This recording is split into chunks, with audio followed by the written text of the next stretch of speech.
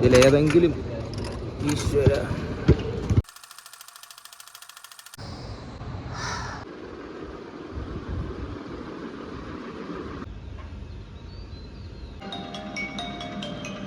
മോനെ വൈറ്റ് ഫീൽഡിൽ വന്നതാണ്. ഹരിയുടെ ബാസ്കറ്റ് ബോൾ ടൂർണമെൻ്റ് ആണ് മോനെ. അപ്പോൾ ഹരിനെയും കൊണ്ട് അവൻ്റെ ബാസ്കറ്റ് ബോൾ ടൂർണമെൻറ്റ് കളിക്കാനായിട്ട് ഡിക്കാത്തലോണി വന്നതാ മോനെ.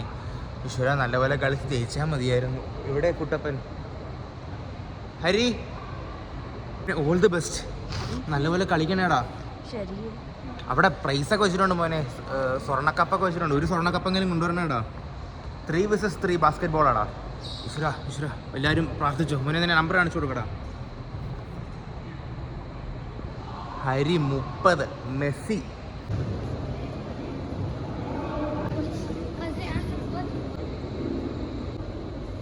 മോനെ. ഇത്രയും മെഡലും ട്രോഫി ഇരിപ്പുണ്ട്. ഇതിനകത്ത് ഏതെങ്കിലും ഒരെണ്ണമെങ്കിലും ഹരി വീട്ടിൽ കൊണ്ടുവന്നിരുന്നെങ്കിൽ ഞാനൊരു പ്രൗഡ് അമ്മാവനായി മാറിയേനെ മോനെ. ഇതിലേതെങ്കിലും ഈശ്വര. പക്ഷെ എൻ്റെ പൊന്നു മോനെ, അത് തൊട്ടപ്പോൾ എല്ലാം കൂടെ ഉരുണ്ട് താഴെ പോയടാ മോനെ. പിന്നെ എല്ലാം കൂടെ എടുത്ത് പെറുക്കി വെച്ച്. എന്നാൽ പിന്നെ കളി കാണിട്ട് മോനെ. ഹരിയും ഹരിയുടെ കോച്ചും കൂടെ എന്തോ വലിയ ഡിസ്കഷൻ ആടാ മോനെ. അയാൾ നല്ലൊരു കോച്ചാണ്. അയാൾ നല്ലപോലെ ഹരിക്ക് പറഞ്ഞു കൊടുക്കുന്നുണ്ടടാ. കുട്ടപ്പം നല്ലപോലെ കളിച്ചാൽ മതിയായിരുന്നു.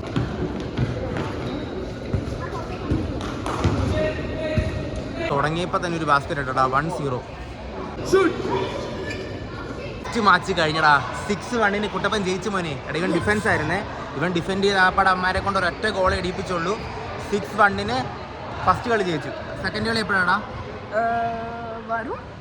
സെക്കൻഡ് കളി 1 hour കഴിഞ്ഞിട്ടാ മോനെ. എന്നാ പിന്നെ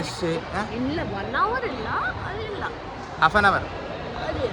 ഓക്കെ 1 2 3 4 5 6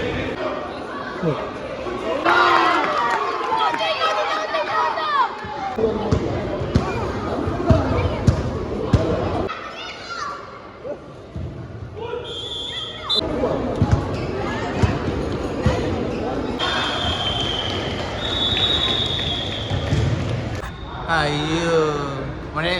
2 കളി കളിച്ചു. അതിനകത്ത് ഒരെണ്ണം ജയിച്ചു, ഒരെണ്ണം തോറ്റു. പക്ഷേ രണ്ടാമത്തെ കളി തോറ്റപ്പോൾ ബാസ്കറ്റ് ഇട്ട് ഡിഫറൻസ് ഭയങ്കര കൂടുതലായത് കാരണം ഗോൾ ഡിഫറൻസ് വെച്ച് നോക്കിയപ്പോഴത്തേക്ക് ഇവർ ഡിസ്ക്വാളിഫൈ ആയിടാം. ഇനി ഇവിടെ നിന്നിട്ട് വേറെ കാര്യമില്ലടാ മോനെ. എന്നാൽ പിന്നെ പൊടിയും തട്ടി നേരെ വീട്ടിലേക്ക് പോയേക്കാം. അവിടെ നിരത്തി വെച്ച കൂട്ടത്തിൽ നിന്ന് ഒരു ട്രോഫി എങ്കിലും കിട്ടുമെന്ന് വിചാരിച്ചാടാ മോനെ.